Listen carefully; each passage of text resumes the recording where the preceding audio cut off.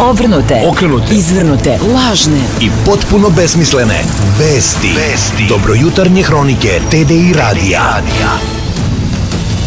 Vreme je za dobrojutarnju hroniku. Moje ime je Leva Mileva. Nakon mnogobrojnih i nadasve posećenih pozorišta, Beograd je postao domaćin još jednog nesvakidašnjeg teatra. Malo više o tome saznaćemo od našeg reportera Plavog Enisa, poznatiji kao P. Enis, koji je bio na otvaranju. P. Enise, desi? Leva, dočekali smo ono što zaista svaka zemlja koja drži do kulture može samo da sanja. Ljudi su se na blagajni bukvalno tukli i otimali za karte kako ne bi, ne daj Bože, propustili premijeru.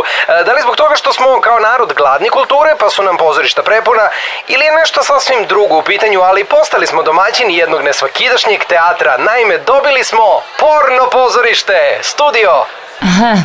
Penice, kaži nam šta će se u tom porno pozorištu igrati? Gde? U pozorištu!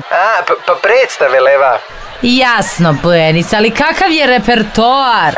To zaista divan. Pozorište za prvu izvedbu pripremilo jednu tešku dramu i svi čekamo taj kraj da vidimo da li će se francuska sobarica konačno osloboditi napornog vodoinstalatera koji je uzjahao i evo skače i buši i ja ne znam da li čovek traži naftu.